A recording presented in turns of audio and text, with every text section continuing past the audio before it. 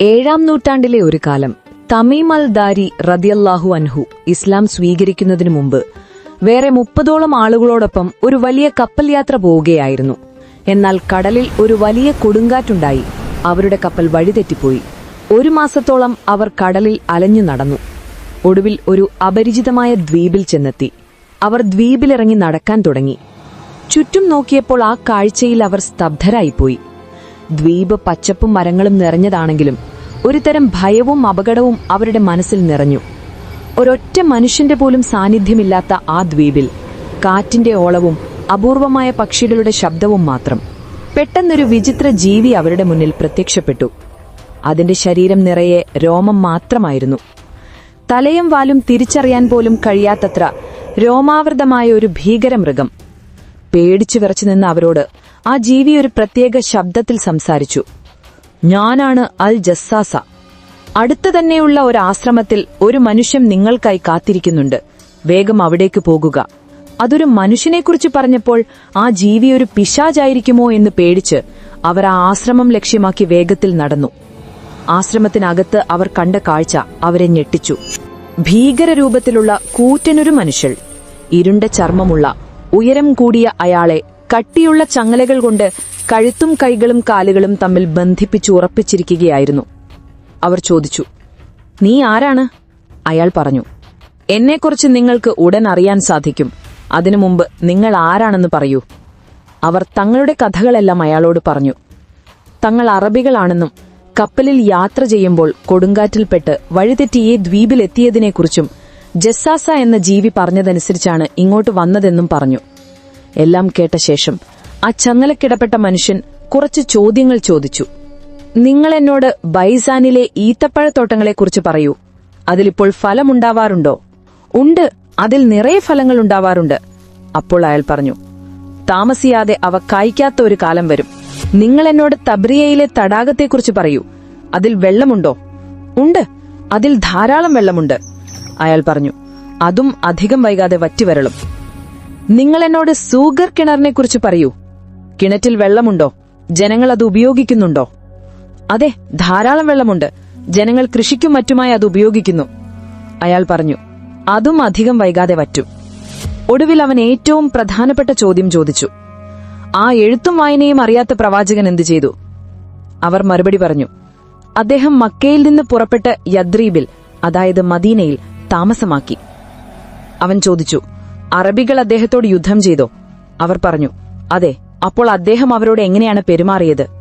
അവർ പറഞ്ഞു, അദ്ദേഹം അടുത്തുള്ള അറബികളെ പരാജയപ്പെടുത്തുകയും അവരെല്ലാവരും അദ്ദേഹത്തെ അനുസരിക്കുകയും ചെയ്തിരിക്കുന്നു. അപ്പോൾ അവൻ ചോദിച്ചു, അതങ്ങനെ സംഭവിച്ചോ? അവർ പറഞ്ഞു, അതെ. ഇത് കേട്ടപ്പോൾ അവൻ പറഞ്ഞു, അദ്ദേഹത്തെ അനുസരിക്കുന്നതാണ് അവർക്കേറ്റവും നല്ലത്. എല്ലാ ചോദ്യങ്ങൾക്കും മറുപടി കിട്ടിയ ശേഷം ആ മനുഷ്യൻ ഒടുവിൽ ഇങ്ങനെ പറഞ്ഞു, ഞാൻ തന്നെയാണ് അൽ മസീഹുദ്ദജ്ജാൽ. എനിക്ക് ഈ ലോകത്തേക്ക് പുറപ്പെടാൻ ഉടൻ തന്നെ അനുവാദം നൽകപ്പെടും. ഞാൻ പുറത്തു വന്നാൽ ഈ ലോകം മുഴുവൻ യാത്ര ചെയ്യും. വെറും 40 ദിവസങ്ങൾ കൊണ്ട് ഞാൻ എല്ലാ സ്ഥലത്തും എത്തും. മക്കയിലും മദീനയിലും ഒഴികെ മറ്റെല്ലാ നഗരങ്ങളിലും ഞാൻ പ്രവേശിക്കും. തമീം അൽദാരിയും കൂട്ടുകാരും ഇത് കേട്ട് ഭയന്നുപോയി.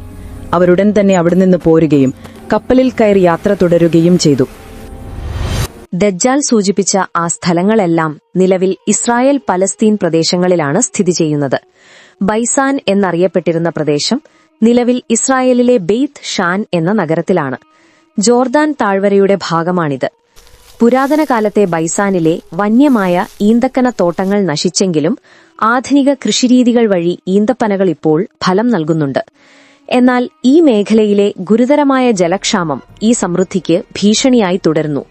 ഇസ്രായേലിലെ ഏറ്റവും വലിയ ശുദ്ധജല തടാകമാണ് ത്വപരീയ തടാകം അഥവാ ഗലീല കടൽ അല്ലെങ്കിൽ കിന്നരത്ത് തടാകം. തടാകം വറ്റിവരണ്ടു പോയിട്ടില്ല എങ്കിലും ജലനിരപ്പ് അപകടകരമാം വിധം കുറയുന്ന അവസ്ഥ ചില കാലയളവുകളിൽ ഉണ്ടാകുന്നുണ്ട്. സൂഗർ എന്നത് പുരാതന കാലത്ത് ജോർദാൻ താഴ്വരയിലെ ചെങ്കടലിന്റെയും ചാവുകടലിന്റെയും തെക്കുഭാഗത്തായി സ്ഥിതി ചെയ്തിരുന്ന ഒരു സ്ഥലമാണ്. കൃത്യമായി ആ കിണറിനെക്കുറിച്ച് വിവരമില്ലെങ്കിലും ദജ്ജാൽ സൂചിപ്പിച്ച ഈ പ്രദേശത്തെ ജലസ്രോതസ്സുകൾക്ക് ഇന്ന് കടുത്ത ക്ഷാമവും നാശവും നേരിടുന്നുണ്ട്. ദജ്ജാൽ നൽകിയ സൂചനകൾ ലോകാവസാനം അടുക്കുമ്പോൾ ഈ പ്രദേശങ്ങളിലെ ജലസമൃദ്ധിയും ഫലഭൂയിഷ്ഠിതയും നശിച്ചു തുടങ്ങും എന്നതിന്റെ സൂചനകളാണ്. നിലവിൽ ഈ 3 സ്ഥലങ്ങളിലും മനുഷ്യനിർമ്മിതവും പ്രകൃതിപരവുമായ കാരണങ്ങളാൽ ജലക്ഷാമത്തിന്റെ പ്രതിസന്ധി വർദ്ധിക്കുന്നുണ്ട്. യാത്ര കഴിഞ്ഞ് തമീം അൽദാരി റളിയല്ലാഹു അൻഹു മദീനയിൽ തിരിച്ചെത്തി. അദ്ദേഹം ഉടൻ തന്നെ മുഹമ്മദ് നബിയെ കാണാൻ പോയി ദ്വീപിൽ വെച്ച് കണ്ട കാര്യങ്ങൾ അതുപോലെ വിവരിച്ചുകൊടുത്തു. എല്ലാം കേട്ട ശേഷം നബി സല്ലല്ലാഹു അലൈഹി വസല്ലം ചിരിക്കുകയും എന്നിട്ട് അവിടെ കൂടിയവരോടായി നബി പറഞ്ഞു, ഇത് ഞാൻ നിങ്ങളോട് ദജ്ജാലിനെക്കുറിച്ച് പറഞ്ഞ കാര്യങ്ങളുമായി യോജിക്കുന്നു.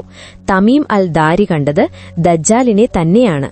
അങ്ങനെയാണ് തമീം അൽദാരി റളിയല്ലാഹു അൻഹു ദജ്ജാലിനെ നേരിട്ട് കണ്ട സഹാബിയായി അറിയപ്പെടുന്നത്.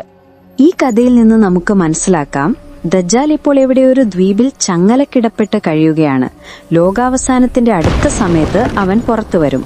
അതുകൊണ്ട് ദജ്ജാലിന്റെ പ്രലോഭനങ്ങളിൽ നിന്നും രക്ഷ നേടാൻ നമ്മൾ എപ്പോഴും അല്ലാഹുവോട് പ്രാർത്ഥിച്ചുകൊണ്ടിരിക്കണം. ദജ്ജാലിന്റെ ഫിത്ന വളരെ വലുതായതുകൊണ്ട് അതിൽ നിന്ന് രക്ഷപ്പെടാൻ നമ്മുടെ പ്രവാചകൻ മുഹമ്മദ് നബി സ്വല്ലല്ലാഹു അലൈഹിവസല്ലം നമുക്ക് വ്യക്തമായ വഴികൾ കാണിച്ചു തന്നിട്ടുണ്ട്. 1. ഉറച്ച ഈമാൻ. ദജ്ജാലിന്റെ ഏറ്റവും വലിയ വാദം ഞാൻ റബ്ബാണ് എന്നതാണ്. അല്ലാഹുവിനെക്കുറിച്ച് ശരിയായി അറിവുള്ള തൗഹീദ് കൽബിൽ ഉറച്ച ഒരു മുഅ്മിനിനെ അവനെ വഴിപിഴപ്പിക്കാൻ സാധിക്കില്ല. കാരണം എന്റെ റബ്ബിനെ എനിക്ക് ഈ ദുനിയാവിൽ വെച്ച് കാണാൻ സാധിക്കില്ലെന്നും എന്റെ റബ്ബ് ഒറ്റക്കണ്ണൻ അല്ലെന്നും അവനറിയാം. 2. ഖുർആനിലെ സൂറത്തുൽ കഹ്ഫ് എല്ലാ വെള്ളിയാഴ്ചയും പാരായണം ചെയ്യുന്നവർക്ക് അല്ലാഹു പ്രകാശവും സംരക്ഷണവും നൽകും. നബി സല്ലല്ലാഹു അലൈഹി വസല്ലം പറഞ്ഞു, സൂറത്തുൽ കഹ്ഫിലെ ആദ്യത്തെ 10 ആയത്തുകൾ മനഃപ്പാഠമാക്കുന്നവന് ദജ്ജാലിൽ നിന്ന് രക്ഷ ലഭിക്കുന്നതാണ്. 3. നമസ്കാരശേഷമുള്ള ദുആ. എല്ലാ നമസ്കാരങ്ങളുടെയും അവസാനത്തെ അത്തഹിയാത്തിന് ശേഷം സലാം വീട്ടുന്നതിന് മുമ്പ് ഈ പ്രാർത്ഥന പതിവാക്കുക. ഇത് റസൂലിന്റെ ചര്യയാണ്. അല്ലാഹുമ്മ ഇന്നി അഊദു ബിക മിൻ അദാബിൽ ഖബൈ വമിൻ അദാബി ജഹന്നമ വമിൻ ഫിത്നത്തിൽ മഹ്യാ വൽ മമാതി വമിൻ ശർരി ഫിത്നത്തിൽ മസീഹി ദജ്ജാൽ. അർത്ഥം, അല്ലാഹുവേ, ഖബറിലെ ശിക്ഷയിൽ നിന്നും നരകത്തിലെ ശിക്ഷയിൽ നിന്നും ജീവിതത്തിലെയും മരണത്തിലെയും പരീക്ഷണങ്ങളിൽ നിന്നും മസീഹുദ് ദജ്ജാൽ അതായത് കള്ളമശീഹായുടെ പരീക്ഷണത്തിന്റെ തിന്മയിൽ നിന്നും തീർച്ചയായും ഞാൻ നിന്നോട് അഭയം തേടുന്നു. റസൂലുള്ളാഹി സ്വല്ലല്ലാഹു അലൈഹി വസല്ലം പറഞ്ഞു, ദജ്ജാൽ പുറത്തിറങ്ങി എന്ന് കേട്ടാൽ നിങ്ങൾ അവനിൽ നിന്ന് കഴിയുന്നത്ര ദൂരെ ഓടിപ്പോക. കാരണം ഒരാൾ ഈമാനോടുകൂടി അവന്റെ അടുത്തേക്ക് ചെല്ലും, പക്ഷെ അവൻ കാണിക്കുന്ന അത്ഭുതങ്ങൾ കണ്ടിട്ട് അവനെ പിന്തുടർന്നു പോകും. അവനെ നേരിടാൻ പോകരുത്, അവനെ പരീക്ഷിക്കാൻ നിൽക്കരുത്, ഓടി രക്ഷപ്പെടുക. പ്രിയ സഹോദരങ്ങളെ, മനുഷ്യചരിത്രത്തിലെ ഏറ്റവും വലിയ പരീക്ഷണമാണ് ദജ്ജാലിന്റെ വരവ്. ഈ പരീക്ഷണം നേരിടാൻ നമുക്കെല്ലാവർക്കും ഉറച്ച ഈമാനും അല്ലാഹുവിന്റെ കാരുണ്യവും ആവശ്യമാണ്. അല്ലാഹുവേ, ദജ്ജാലിന്റെ പരീക്ഷണങ്ങളിൽ നിന്നും ഞങ്ങളെയും ഞങ്ങളുടെ കുടുംബാംഗങ്ങളെയും നീ കാത്തുരക്ഷിക്കണമേ. ഞങ്ങളുടെ ഈമാൻ ശക്തമാക്കുകയും സ്വർഗാവകാശികളിൽ ഞങ്ങളെ ഉൾപ്പെടുത്തുകയും ചെയ്യണമേ. ആമീൻ. നിങ്ങൾ ഓരോരുത്തരും ആമീൻ എന്ന് കമന്റ് ചെയ്യൂ. ഈ അമൂല്യമായ അറിവ് മറ്റുള്ളവരിലേക്ക് എത്തിക്കാൻ വേണ്ടി ദയവായി ഈ വീഡിയോ ലൈക്ക് ചെയ്യുകയും ഷെയർ ചെയ്യുകയും ഒപ്പം ഇനിയും ഇത്തരം അറിവുകൾ ലഭിക്കുന്നതിനായി നമ്മുടെ ചാനൽ സബ്സ്ക്രൈബ് ചെയ്യാനും മറക്കരുത്. അടുത്ത വീഡിയോയിൽ വീണ്ടും കാണുന്നതുവരെ മാസലാമ.